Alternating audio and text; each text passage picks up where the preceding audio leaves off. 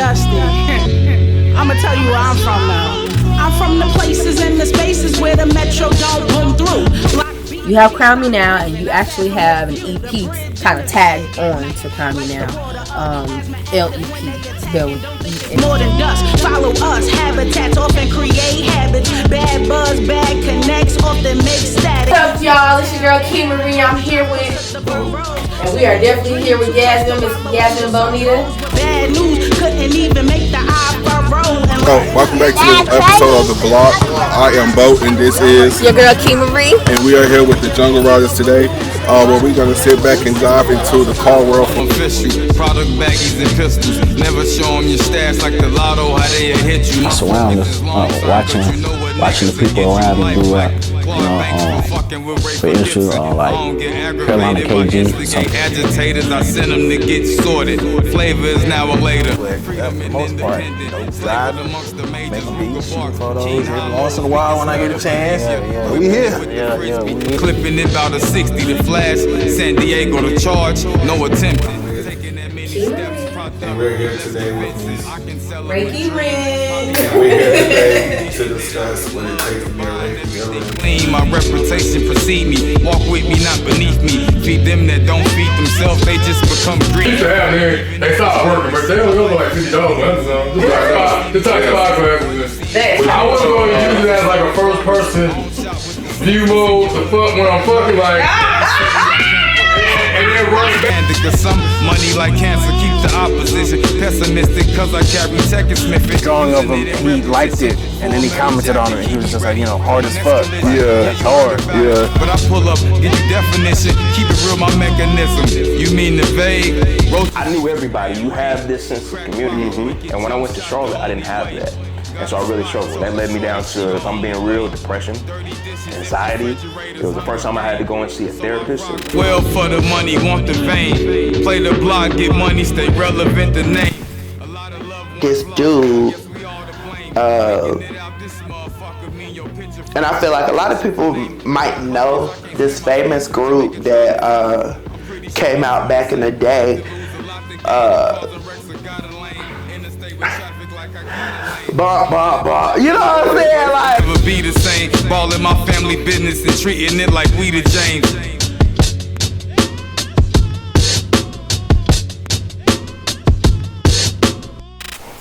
Yo, what up? This is your boy Bo with The Block. Today we are chopping it up with my boy G from Creators Collab. What's going on, bro? What's up, bro? All right, so I already know who you is. Let the world know who you are, and then we can kick it from there. Oh man, Gerard Littlejohn. Everybody knows me as G. From right here in Lexington, North Carolina. I live in Charlotte now. Owner of Creators Collab, video production company. We really, I guess what differs us from any other people in the industry is black owned, black focused. Really have a direction and a strategy of just telling stories from the culture, bro. Okay. Of really, whether it's working with brands, and we've worked with Ally to Dreamville to, we've done stuff with Big Sean, we've done stuff with Mizuno Golf just last week. I mean, we've done stuff in NFL, pro sports, like companies, Walmart, all this stuff, man. And so really, I'd say really what we do is we tell stories from the culture, man. I mean, all of us are birthed from the culture. All of us live the culture. And so been doing this for the last, 3 years, 4 years, 3 years. I've worked in pro sports, I've worked in corporate America, I've worked with brands, and I don't know, man, like I'm just me. At the end of the day, like it's a very broad question. Yeah. But at the end of the day, I just still feel like I'm me. I'm just G. I'm just a kid from the Vague. Okay. But man, I'm also really proud of a lot of the shit that we've done, man. Like for real. Agreed. Okay. All right, G. So once again, it's great for you to be on the show, man. So Creators Collab, you are enticed and done a lot of shit since high school, bro. Yeah. And I like what you mentioned earlier. You do a lot of stuff for the culture. Yeah. And a lot of people forget about that. Yeah. So what was it that brought you to that point that no matter what, you're gonna stay true to your culture? Is it your upbringing here in Lexington, or was it something like along your steps throughout college? That's when you. I tell you where it started is just where we from, right? Like just being from Lexington. I mean, born here. I grew up in the club apartments, right? It was me, my mom, my aunt, my grandma, and my cousin. 5 people in a 3-bedroom apartment. I ain't had my own bed till I was 13. We moved from the clubs to pretty much downtown, around the corner from here, over here on Wall Street. Moved over there, Wall Street and Meredith Ave. Shout out Meredith Ave, everybody who grew up over there. So moved over there. I mean, but if you know anything about the Bay, right? Like it's crack houses, liquor houses, right? Like, you know, you walking past all that to go to Bright Spot and get your hair cut. But all of that is, and we laughing, but like all that's the culture, man. Like Bright Spot was the culture. Ward's was the culture. The Hagos was the culture, right? The Logos was the culture. The Blackpool was the culture, right? And so we just grew up around all of that. And so being a product of that, all that stuff helped shape you, man. And so when I took that and went to college, you know, for me, it was a transition. Of course, if you know anything about me, man, I've had the same group of friends for 30 years now.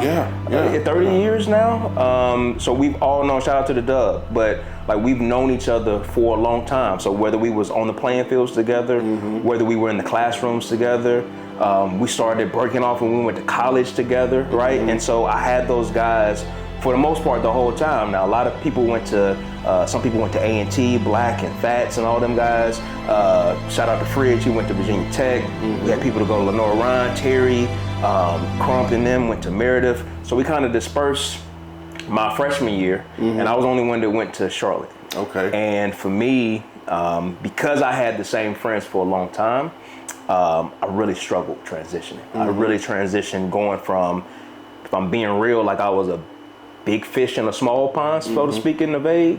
And then when I went to Charlotte, I was a small fish in a big pond. Yeah. And so just really trying to find my way just kind of led me to like, I didn't know how to make friends, man. Again, like I've known, or even just so to speak, you being my classmate, right? Like, or being my teammate, right? Like I knew everybody. You have this sense of community. And when I went to Charlotte, I didn't have that. And so I really struggled. That led me down to, if I'm being real, depression, anxiety. It was the first time I had to go and see a therapist. It was the first time I had to go and see like mental health professionals. I had just thoughts of like, do I even still want to be here? If I'm just being real with you, bro. So that just led me to just kind of this transition of like, where am I in life and how am I gonna get through it? And luckily I talked to the right people. I kind of, you know, got my life together or whatever. And that just kind of helped me hit the ground running.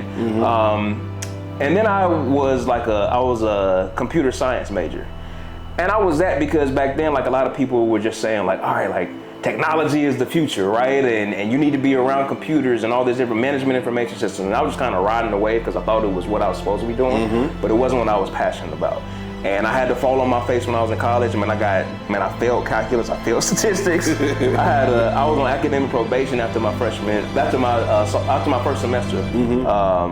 So I just really had to step back and be like, all right, what am I good at? What should I be doing? Because I felt like I was trying to run a script of what somebody told me I was supposed to be doing, as opposed to like really what do I need to be doing.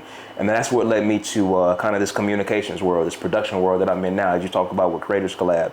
But that led me to just really figuring out like, all right, what do I want to do? And I realized I'd always been a good communicator. I was always been able to talk, always been able to write, always been able to understand like the basics of photography, videography. My pops was into that a little bit. And so I just kind of had always been around it, I guess. And so I just didn't know it was in me. And so talking to some mentors and advisors and all that good stuff kind of got me onto that path. But when you talk about like what got me to telling these stories of the cultures, because if I'm being honest, like I am the culture. Yeah. We're the culture, right? Yeah. This is the culture. And so that's what really led me. That's what's really shaped me and really got me on the trajectory where I'm now. I ended up interning for the Charlotte Hornets. I ended up working in Lowe's and Dick's Sporting Goods, working in sports marketing. I've worked on the NFL side. I've worked with athletes. I've done all this stuff. But if I didn't have this, if I didn't grow up the way I grew up to where I can relate to people, to where I can help understand when a story is like, nah, we need to tell it this way. Yeah. Because I understand where that dude has come from. I understand where she has come from. like if I wasn't shaped like that, if I wasn't molded like that from here in the Vague, then I wouldn't be able to be doing what I'm doing right now. And that's very important because a lot of people we per se make it from these small towns, and then we actually forget about the culture that led us down that path. Fact. And I think something that you touched down on too was the fact that, because I dealt with that myself, like especially I'm in Winston, you got friends up there, but motherfuckers really doing their own thing at that point. So it's like I understand where you're coming from. When it's like I really don't, Brandon Busy, what the fuck did I do today? And it wasn't until I had to remember who the fuck I am. Right. That was like, bro, if I can do this shit in Lexington, all it takes for me to get around a certain neighborhood that I'm used to. And I'm like, okay, Travis, we're from the hood, per se. Right. So let's find a hood in Winston, let's move there, and let's just do what the fuck we know. And because of that helped me break my social conscience up there. And I'm glad it did, because it also taught me a lot of things along the way, you know what I mean? And why I can be here today saying and talking about this. And that's what's up. I kind of fuss with that shit, bro. You know what I'm saying? Because the culture has been misled for a long time. You know what I'm saying? The culture had us believing that if you didn't play basketball, if you didn't play football, if you didn't sell crack, if you wasn't in the music, you know what I mean? Then you as a black man, you had no purpose. No purpose in life. Because think about what we saw, and probably furthermore what we didn't see, right? Bingo. Like you didn't have those examples all the time of, right? Like when we grew up in Lexington, back then it was furniture factories. It was maybe, and no, this isn't a shade, but just maybe it's a hourly job. But then after that, it was what else? The streets. It was the streets. And that's just what, and it's easy to say like, yeah, we grew up in a small town, but that's how it is in New York. That's how it is in LA.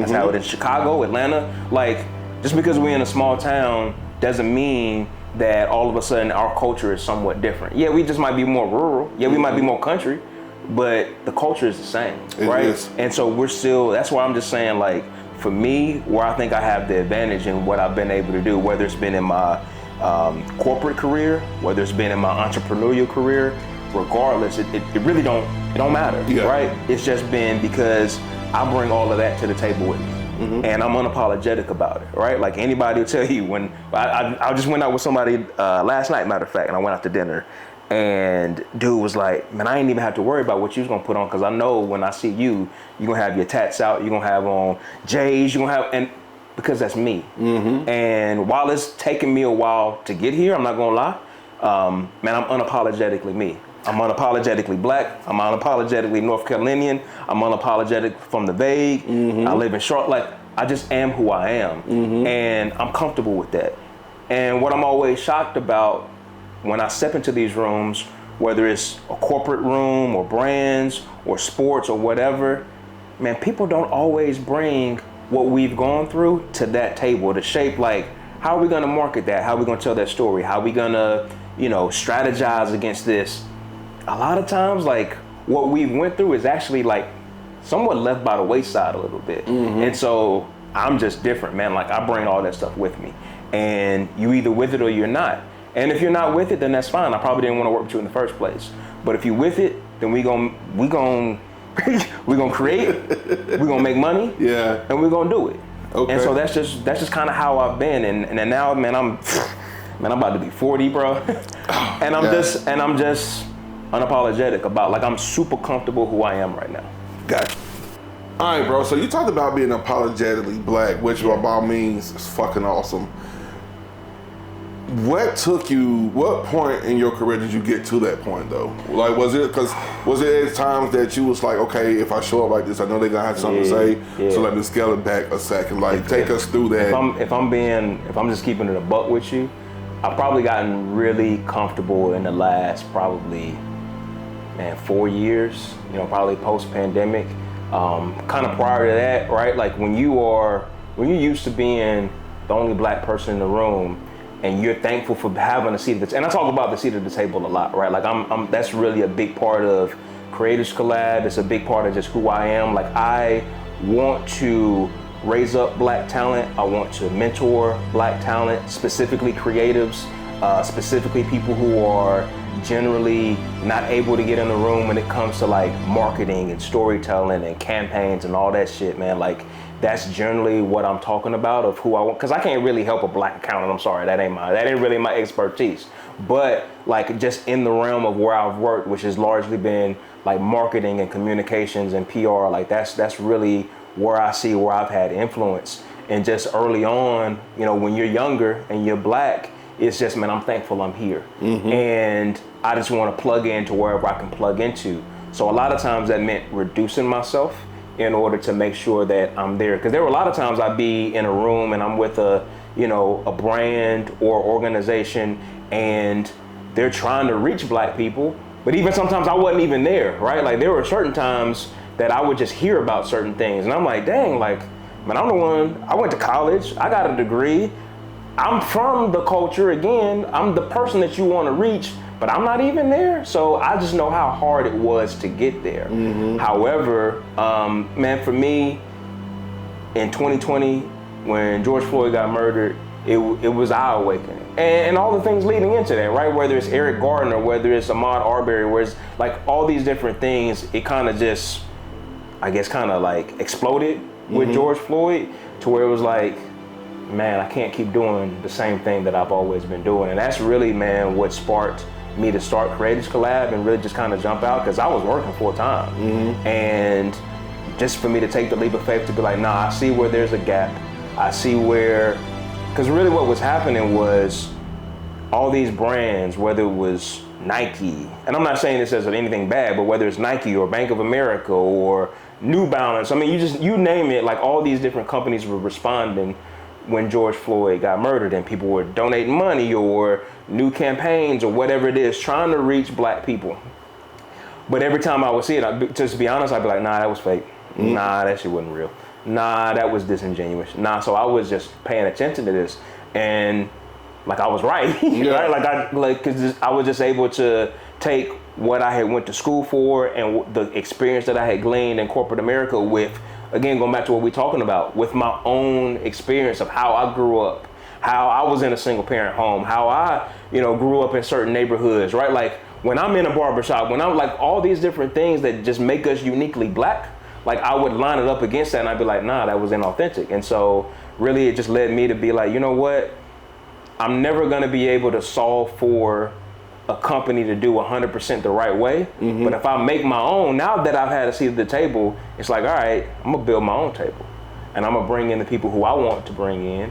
And I'm gonna make sure that it is as black as I can make it. Now, it's not always one-to-one, but I'm gonna make it as black as I can make it, because I knew how many times when I would be in reverse and I would be in pro sports, or I would be in corporate America, or I would be on a nonprofit or whatever it is, and when I'm either creating content or I am scheduling marketing campaigns or whatever it is I've been asked to do, again, I would always be the only black person in the room. And so if I have the opportunity to change this, like Creators Collab has always been my opportunity to change it. And so to answer the question, it's taken me a long time. So I'm largely in my mid-30s, kind of figuring it out, and now I'm running 40 and I just don't care. And I mean that in the best way possible. Like, I'm going to show up me, and my message is very clear. And for some people, I'll never forget when I first started Creators Collab, I had one person tell me, what you gonna do when diversity is over? And I'm like, what the hell you mean? Right. There's no finish line to this. Like, think about all the people who sacrificed themselves, right? Like, think of all the people who got hosed. Think of all the people who had their businesses taken out from under them, like in Tulsa.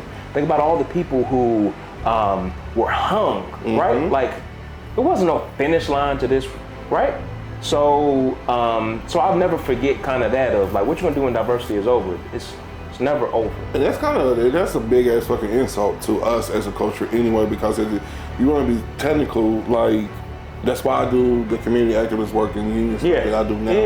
It's because, our people's handed us the torch to keep it moving. Right. You'd be amazed at how many elderly people see me fighting for people to understand what they're voting for.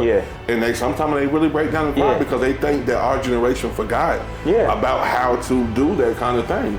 So for you to show up unapologetically, for one, I love it. For two, that's a fucking staple to us. Yeah. And I think that goes back and circle back around to us being from Lexington, because even though we're a small hick town or whatever you want to fucking classify it, it still taught us that no matter what, as black people, all we have is each other. That's it, man. And I was just about to say, like, it's also how I was raised. Because even if I drill down even more, not just necessarily of what neighborhood I grew up in, but like I think about my grandma on my dad's side. She was in the NAACP chapter, right? I think about my mom. She was part of the Black Panther Party when she went to A&T, right? Like just uniquely black people who were focused on black issues.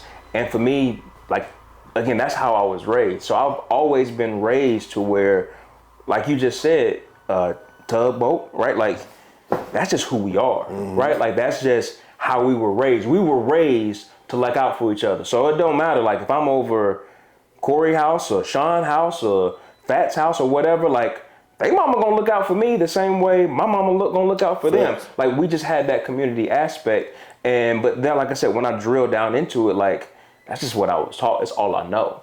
And so for me to be an advocate for black culture, for black justice, for like any of these things, man, I'm just unapologetic about it. I know how to move, and I've learned how to move within rooms. It's like one of the things I'm always, one of the lyrics that comes to my mind all the time is when Jay said, I show you how to move in a room full of vultures. I always thought like, he's just talking about like, you know what I'm saying? Like people who are out to get them. The vultures are the people who don't look like us. Exactly. Like that, like, but you don't realize that at that time, You don't realize that back then. You just kind of thought like, oh man, like, oh, those are like the ops or whatever. Like he talking about the vultures, the people who want something for you. And it's kind of right, but when you really realize like the vultures can be the people who are the culture vultures, the people who want transactional relationships with us without investing back into the culture, like those who the real vultures are, right? And so again, I'm not realizing all that till I'm older, right? But for me, like it has taken me a long time to be comfortable in this position. It hasn't come without, like I said, whether it's negative comments or again, as you kind of, whether it's climb the corporate ladder or when you're in the room that leads to the room that leads to the room that sometimes I have been a part of. You know, a lot of people feel like they have to either assimilate or dumb it down. Like there's one of the two. And I'm not gonna lie to you, there have been times where I've had to do both. And both times when I've had to do it, like it leaves you that empty feeling of like, man, I wasn't supposed to do that. And so when I just take all those experiences back, it's just like, you know what?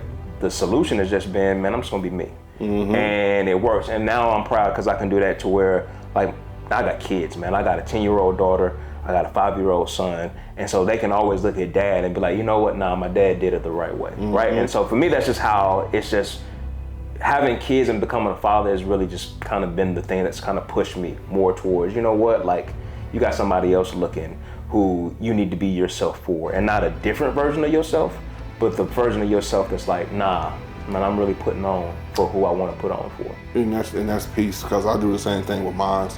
And that's why I love it. That's why I say I love it, because I'm unapologetically hood myself. Because sometimes you're right, because, and I blame some movies and I blame certain black people that have allowed those gates to be flooded open, so they can assume that they can emulate what they see from us. Right. Just the other day, one of my coworkers thought it was okay to dread up her hair and go walking through the ghetto of Salisbury. and I'm glad that my other coworkers understood what I was coming from, because they was like, no, do you know how many of them couldn't even get a job or keep that job because they had to take their hair down? So now you finna go knock at their door and ask them to work for you, but you're sitting here with a head full of dreads and you sitting here offering $22 an hour. And she was like, do you understand how that makes you look? And the girl was just like, nah, I don't, it's just, hair is for everybody. She was like, no, it's not. And when I seen that made me feel proud that at least somebody get it. You know what I mean? That shit is an insult to us whenever you try to vulture our way. And think because you know what it's like to grow up without a mom and dad, that you was from the projects, or that you understand our struggle. And I had to remind them, I love everybody, but don't emulate something because you don't see me going around with a fucking necktie talking about some fucking A guys. So if I was to pull that off, you know what I mean, you'll be calling me a racist.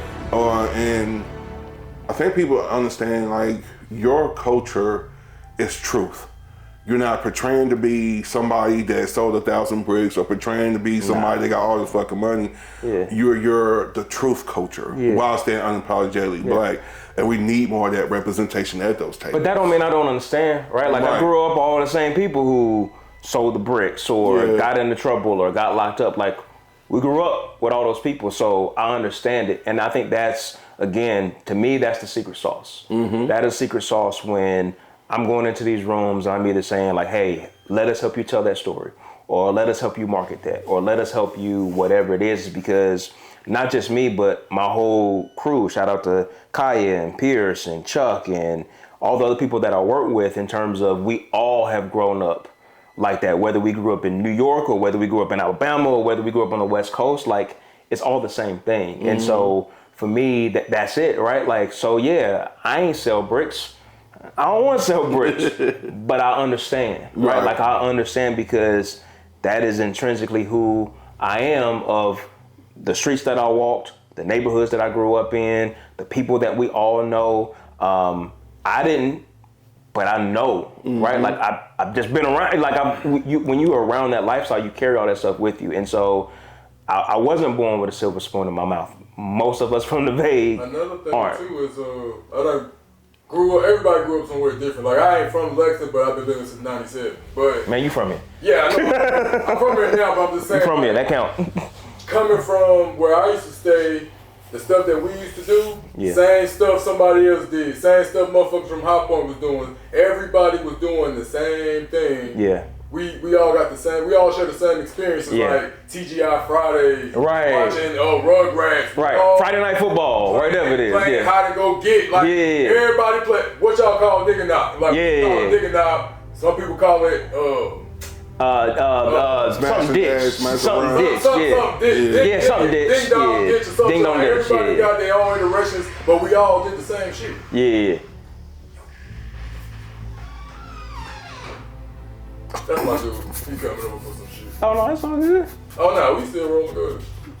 Sometimes I'll jump in and throw it. Are you like you ever watch Joe Budden podcast? It's like parts. You like parts. Like yeah, you like parts. I get it from Vlad. Yeah. Oh yeah, you never see Vlad in his stuff. That is true. You never see Vlad. I like that. I like that. Oh yeah, yeah. But yeah, what were we just talking about? Go ahead, keep it back. So the fact that your culture and awareness is at a high that is very obtainable for everybody else, continue to be that role model for that culture. Yeah. Because so often we hear TV actresses and actors say that, oh, I couldn't get that part, or I couldn't survive that long on the show because I was too black for them. Yeah. So have that feeling, have that ever stopped you from getting like a major project? The fact that other person that you was like, no, I'm not gonna dumb it down, they felt like you was doing a little too much of that. Directly, I haven't heard about that, but has it happened? Probably. Like probably. I'm almost positive it has, right? Like I've had people tell me before, like, yo, don't continue to lead with the black owned thing. And shout out to my wife, Eb, who always checks me. But there's been times where I'm not gonna lie, like there's been times I'm like, man, let me take that off the website, or let me, like, if I send someone a link and it kind of pre-populates like with the preview or whatever, like let me take that off. And she's like, nah, that's who you are. And so shout out to her. She always holds me down and keeps me honest on stuff like that.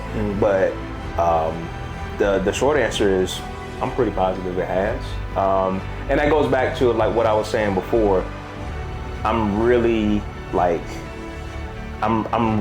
laser focused with my message, and you're either gonna be with it or you're not. And I understand that for some people, they may not want to work with us, and that's fine.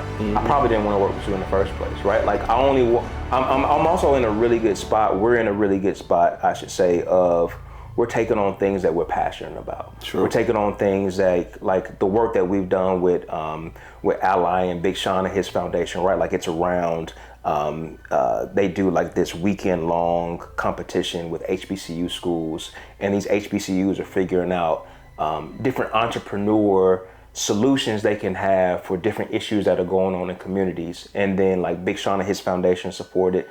Big Sean comes down to Charlotte to be a part of it. Different celebrity judges from Terrence J has been in the past to some other people that I can't think of right now. But like we get a chance to support that and storytell around that and do social media content around that. We've had a chance to interview Big Sean and different people who are associated, different executives from Ally. Like, I mean, shout out to them because they believe in the power of people who are from the culture to help tell that story, because someone else may not be able to get it, right? Like someone else who maybe didn't go to an HBCU or someone else who didn't do all these different things, they may not be able to capture that story like we do, right? And so, or whether it's been, just a few weeks ago, we worked with Major League Baseball, and they had these things called the Rick Wood Field Games, and they were honoring the Negro Leagues, and we got a chance to do all of the social content for that.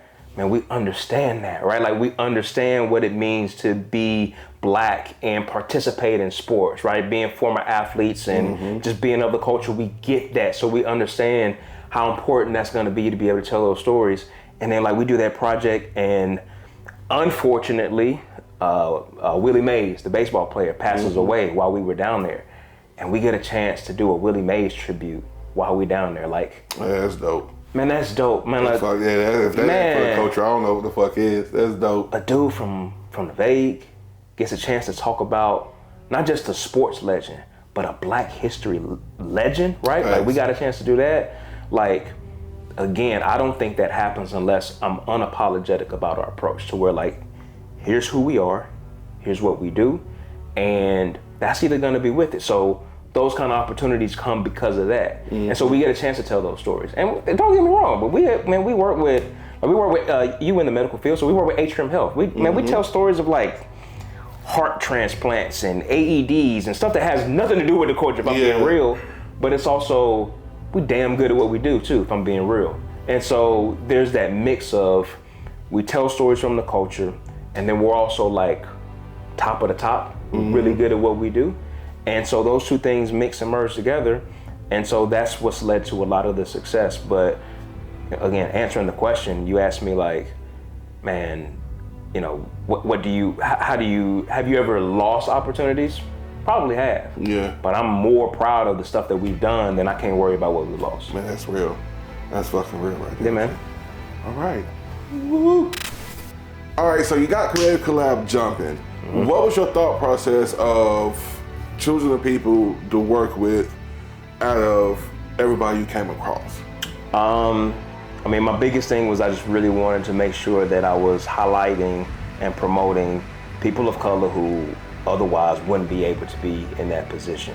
And so, to be honest with you, like, I just ended up getting introduced to most of the people that I knew. I had been in kind of the production world for a while, so I had generally met some different people that I was interested in working with, and I would just kind of floated the issue of like, I'm thinking about starting this, would you be interested? So I got a couple of things like that, but honestly, it was just going back to what we've been talking about, just being true to myself, being true to the mission, and then just talking to people. And then like, if I didn't know people immediately, it was, oh, you should talk to this person, you should talk to that person, or this person has been saying something similar.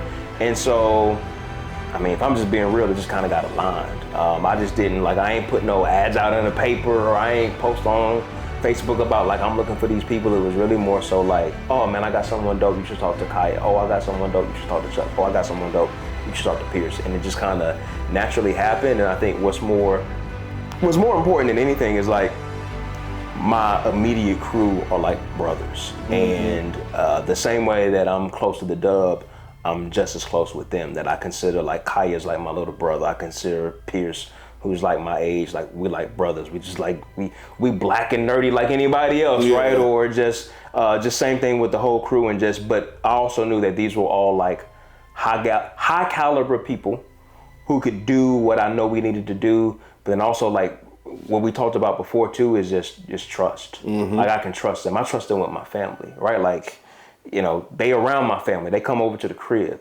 And so for me, that's been more important than anything, of just people that I know, like at the end of the day, no different than sports. Like, can you win on the slant?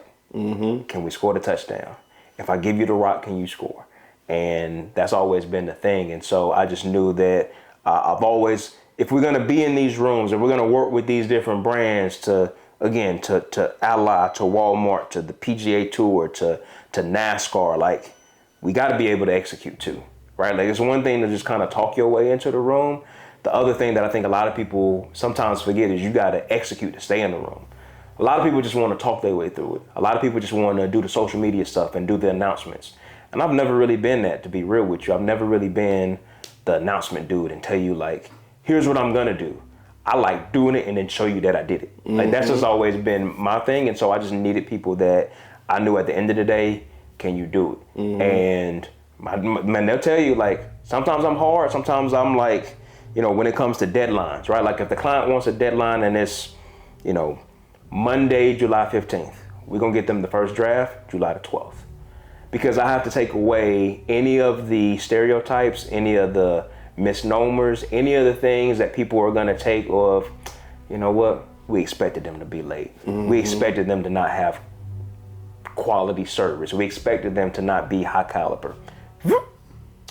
Facts. I take all that away. And so they'll tell you like, sometimes I'm a stickler for deadlines. I'm a stickler for, you know, making sure like we put out excellence because first off, we are Black excellence. So we have to exude that. And then two, I have to remove, again, going back to having that seat at the table, you talk about like, you know, whether it's assimilated or not, like regardless, I'm gonna take away anything you can say against us. And we're gonna make sure that we're gonna be ahead of schedule, ahead of deadline. And then when you're on set with us, like it's a vibe, man. When we on set, like, man, we playing Kendrick, Drake, Project Pat, right? Like whatever it is, like who make Outkast, like who makes us, like we got the music going, like we us when we show up too. So I also wanted to make sure like the same people, if we're gonna be an agency or production company that is of the culture, you gotta be of the culture too. True, yeah. So it's also like I had to make sure that everyone was aligned. So for me, a lot of times, man, it's about alignment. It's about alignment. And so it's never really been, again, I'm putting out an ad, it's really been, a lot of times, it's all vibes. Now we have processes, man. Like our pre-production process is intensive. We ask clients a lot of questions. We want to make sure we understand exactly what you want, you know, as a deliverable or what's the final product gonna look like. We ask a bunch of questions. And it's only because we're going to be as professional as we can, but then a lot of it is just like, man, I ain't feeling that. Right. Or I look at Pierce, or I look at Kaya like, you feeling that? Nah, that don't feel right. So then the other part, so there's the art and there's the science. And I think anybody who's really good, when you were creative, you got to balance the art and the science. So the science of the process, but then there's the art of just like, you know when something off, right? Like you just know, like Kendrick and Drake beef, right? Like when you heard Not Like Us, you didn't need, like you just knew that was gonna be a hit. You knew that was the finishing move. You knew, like, so there's just a gut to just, again, that just goes back to the culture. Like there's just stuff of like, all right, I get it. It don't have to, I'm not worried about the streams, I'm not worried about the numbers, I'm not worried about the likes, I'm not worried about any of that stuff. There's some stuff you just know. And I'm just a big person on like I evaluate a lot of things, but it's also like at the end of the day, I just know what I know. And I just go off my gut a lot. And sometimes my gut just hasn't, when you grow up, sometimes the way that we grow up, you learn to just trust your gut and your instincts and your character. And so for me, like I've just always done that, and I'm just big on alignment. If it feels right, then it's right. Agreed. And that's kind of why I rock with Nick, and I also rock with Keandra too. You know what I'm saying? Because it was like, first of all, who is gonna, at the end of the day, who is here to rock with me and not just gain exposure and then just want to get the fuck on with their lives? Because a lot of people gonna do that shit. Exactly. Because it's been instances that I've asked mad people to help me with this show and stuff. Yeah. And because I really wasn't rocking at that time, everybody had crickets. Now, you know what I mean? Motherfucker all of a sudden jumping in my inbox with, if I was you, I'd do the show this way. Or if I was you, and I just be looking like, then do your show. You know what I'm saying? Because now I'm at this point where I'm in my own lane. I'm going to do my show how I want to do my show. So that's the only reason I trust Nick and Keandra with our show. Yeah. That if I was to be like, yo, I'm down for a little bit, I know that they would pick it up and just keep that shit moving without a shadow of a doubt. And they would never say, oh, Boat didn't have nothing to do with this. And that's important. And I also think you hit home to a lot of things on why I even appreciate you more for representing the culture, is that you're actually showing these fucking companies that yes, black people can be on time. Yes, we're going to put out some good content. I'm not going to give you that opportunity for you to be like, see, that's what I told you about fucking with niggas. You know, I'm not going to give you that opportunity. That's real though. But that put a lot of pressure on you, and that showed that you can handle that pressure. Because really, when that word that you're stepping in, I know it's some blue collar guys, but like, if we would have been playing Barry Manilow, we wouldn't have shit blasting on the fucking set. Knowing that you represent this era where now more than ever, not only just white community, but Asians and Hispanic communities are now starting to shine on our community even more. So you showing up playing that Kendrick song, you showing up showing that Drake song, they're like, oh yeah, now we have an extra glimpse into the culture because now I just don't play this in my car. Now I can feel safe singing this shit out loud now. I mean, think about, there's a couple things. One is, think about today, like our world is more multicultural than ever. You just hit on it, right? Like, yes, there's black culture, and I honestly believe that black culture sets the tone for a lot of what is hot and a lot of what goes on, defined by the culture. But then it's also shaped by, man, there is so many things you can pull from Hispanic culture, Asian culture, from women, from just anything, right? Like LGBTQ. Like there are things you can pull from lots of different cultures that I think oftentimes can get overlooked, but also shape the way that when a person goes into a store and wants to buy a product, they want to know, what are you doing in my community? When someone wants to buy a ticket to a show, they want to understand, how is this relatable to me? Now in 2024, that's more important than anything. Like the consumer, the customer, like however you want to break it, like they're more non-white than ever, to be honest with you, right? And so I think more companies, the companies that are smart about it, like they understand that and understand, you know what, we need to communicate in different ways. We need to tell stories in different ways. We need to market in different ways. And so we just represent that.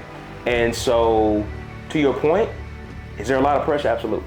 Like, I'm just being real with you. There's a lot of pressure of, I could easily, going back to what we talked about, I could assimilate and I could go back. And I've had opportunities to where I could probably go out here and just get like the top of the top production crew and just pay them out and be maybe, I don't want to even say light years ahead, but there are different ways that I could do it, but then I wouldn't be me.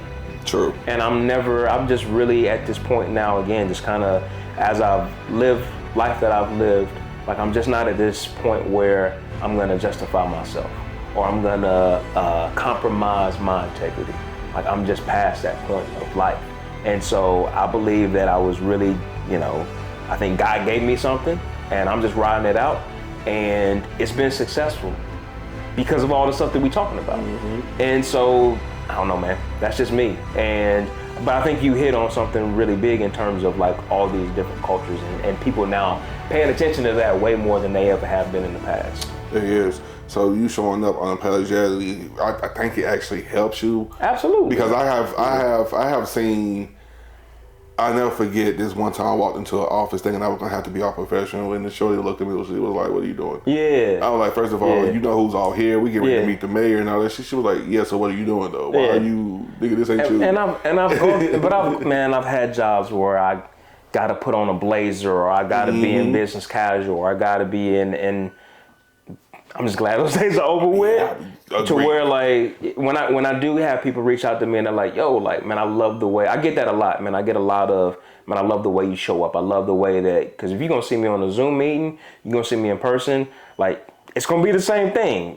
I'm gonna have on a fitted or a snap. I'm gonna have on J's. I'm gonna have on, black brand. I'm gonna have tattoos out. Like I'm just really comfortable with who I am, and it takes a while to get there.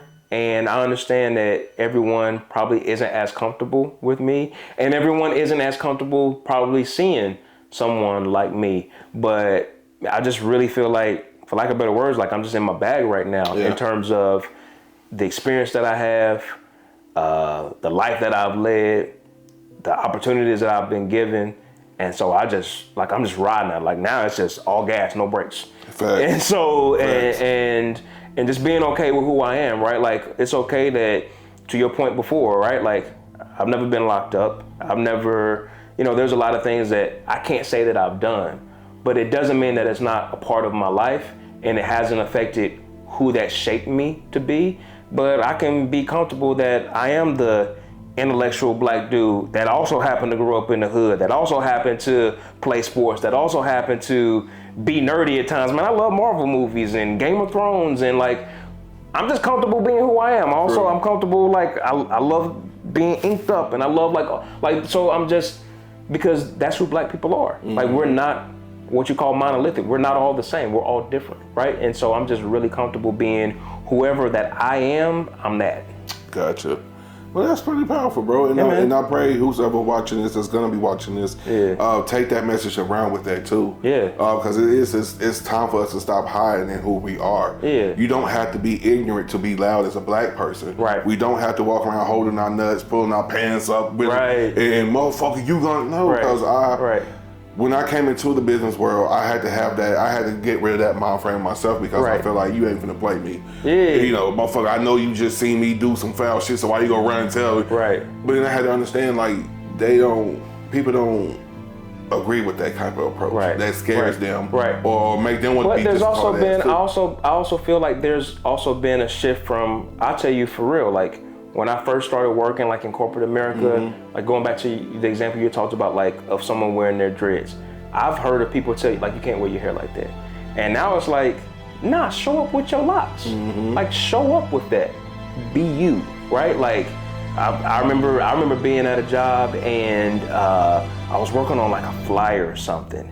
And I had pulled an image of, basically it was for like a food bank or something like that. And I pulled an image of someone like handing a can, and then that person had a tattoo on their wrist. And my manager at the time was like, can you like Photoshop the tattoo off? And I'm like, but that's what they got. They got a tattoo. Like, why is that a thing? And now like, it's nothing for you to go into an office and you see people who have tattoos on their body. So I think that over time there's different acceptance, but I do think part of what you're saying too is also being cool with accepting whoever you are, right? Like, it's okay that you have that. Is there a way that you maybe present yourself as yourself? Then I think that's different, but whether you have locks or whether you have tats or whether you have like whatever it is, for me, it's like, be you. And that's a little bit different than when I first came up after I graduated college and started into the working world. It's different, and I think some of that is like, you have more culture into offices, and I think you got people who were our age, who are millennials, who now have more positions of power than like people before us, or like boomers and all that, to where just a different mindset. Because I remember in my job, that you couldn't have tattoos. Like, like that was the thing. The nurses had tattoos, they had to wear long sleeves to cover them up. But now they're more lenient. Yeah, like it's different. The older generation is leaving and we coming into power, us millennials. So like now the tables have turned a little bit. We relaxing the rules a little bit. Yeah, and I've seen it more. And again, that's now I show up with that. I'm unapologetic. And then there's even times I'm still, again, that's why I love my wife, because there are certain times I'm like, all right, I got to go take this meeting. Like, what do you think? Should I put on this collar shirt? And she'd be like, come on. Right? Like, go put on the t-shirt. Go put on, like, be you. And so it's still like, man, it's a shame that we still have to be like that sometimes, of like, all right, well, let me dumb it down. Nah, man, damn that. Right? Like, we us now. And so, like you just said, Nick, right? Like, they're just coming to, like, the tide is just shifting, whether it's generations are changing, whether it's cultures are changing. It's just a time now where it's just, it's different. And just that comfortability, for some people it takes a while to grow into, myself included, right? Like I'll be real, and I'm only probably 4 or 5 years into like, all right, it's me. And it's not like who I want to be. It's not what I want to be when I grow up. Like, man, I'm here now. Now I'm here. I'm grown. I'm hella grown, right? Like, you don't get no more grown than this. And so, like, just being okay with, like, all right, this is me, and this is who I want to be, and I'm going to rock out to that. And what I just find always more refreshing is I'm probably having more success now that I'm doing that. And when I do walk into these rooms, when I am talking to these different execs, so they're like, you like a breath of fresh air. Like, we've been needing you. And then I get put on to someone else and someone else and someone else. And it's like, oh man, I should have done this 10 years ago. The whole fucking here I am listening to these fucking teachers in school, and now I could have been took this motherfucking college shirt off. You mean to tell me I could have been put on this goddamn thing? But it's all experience, man. Yeah. It's all an experience. It's like, if I would have tried to do something before, I wasn't necessarily ready. It's like, you know, it's like when you're cooking. You can't pull that rack of cookies out too early, right? Because you don't want the dough to fall or whatever it is, right? So it's at the right time. It's just being comfortable. Yeah. Well, that makes a lot of sense of what you're saying, because at the end of the day, that's all it is. And I love the fact that you keep saying "be you." Yeah, and because that's the most powerful message. Those 3 little words, or 2 words, "be you," means so much. So I definitely appreciate that one, man.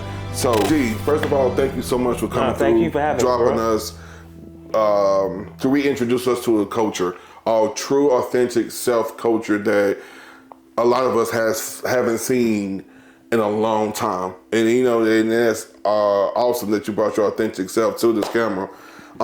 So for those that's viewing and those that know of you, but don't know what you got going on, is there anything that you want to tell the world about what you got going on next?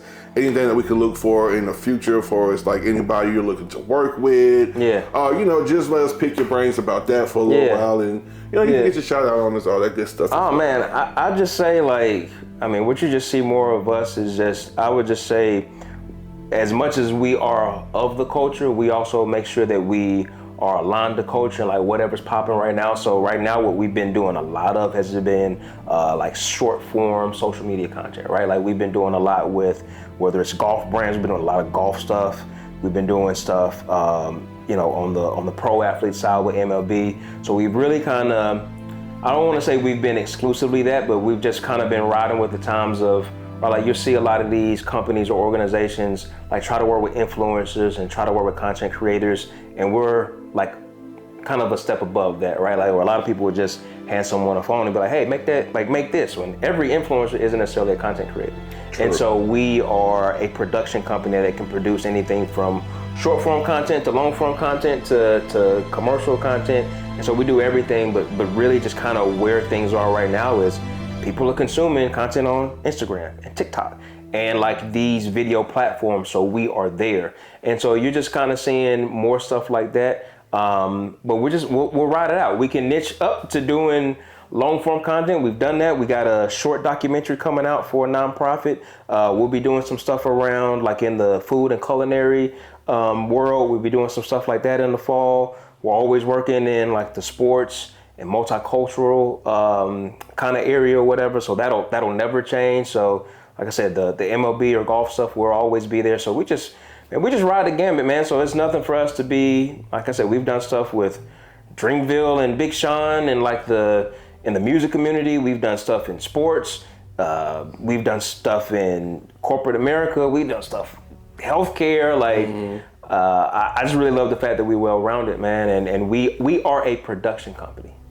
We just happen to be of the culture. But we are just as much of a production company as any other production company, you know, you can imagine. We're right there, and I'm proud of that. And we're also going to continue to grow, just like anybody else is supposed to grow. We're not a finished product.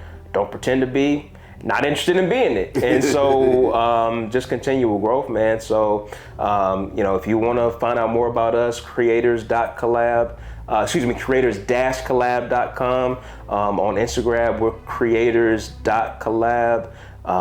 We're on Threads, we're on Facebook, Creators Collaborative.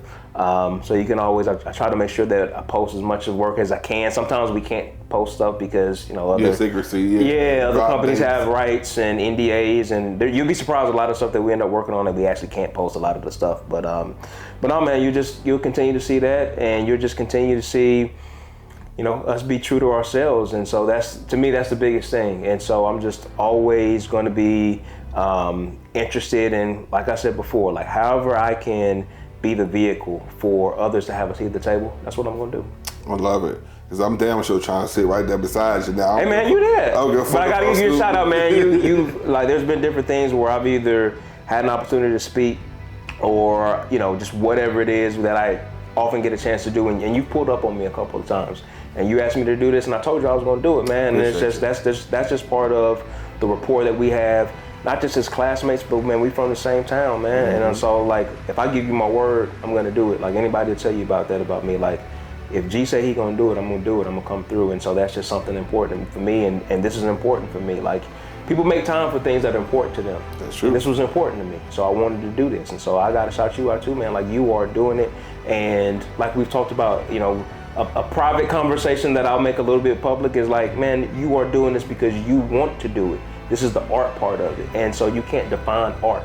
Art is subjected to the person who created it, and so you do this based on what you want to do, and you doing it, bro. Like you talking to artists and you talking to people who are birthed of the vague, man. Like, man, that's dope. You doing it for you. The rest don't matter. Yeah, that's true. Yeah, that's true. Because I do be holding on to some music. Ain't nobody else there. I probably got like a whole soundtrack that right now, if I drop that shit, like, motherfuckers won't even think it came from Lexington, bro, because I get so much music on the low. Yeah. Like, bro, like I just literally walked out the studio, here, take this. Yeah. Shout out to BLs, man. Every time he drops something new. Yeah. Bro, here it is. You know what I mean? I'll never forget, me and my old lady on the way to Gatlinburg on my born day.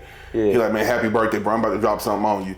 And I swear to God, the Here I Am album, outside of his brother Lando, I'm the only other motherfucker that had the album. Lando, Eric, Brandon, man, I grew up, man, so that's the thing. We all cut from the same cloth. So that's what I'm saying, like, man, you doing it. And so this is important. Yes, I definitely appreciate you. Yeah. So, any other good shout outs, man? I noticed you kept noticing, talking about the dub. Shout out to the dub. Let me tell you something, man. Like, class 2003, best class ever. I mean, that's like non-debatable, yes, right? Hands down. Class 2003, hands down, best class ever to walk through Lexington Senior High School. You know what I'm saying? I don't even know how they can debate that. No, they can't. They really can't. Last team to go undefeated in the conference. Yeah. Us. Yeah. Yeah, that'll probably ruffle some feathers for some people, but they be all right. They'll be all right. No, I don't really have a lot of other shout outs, man. Like, shout out to the dub. I mean, shout out to the Falcons. I named everybody already.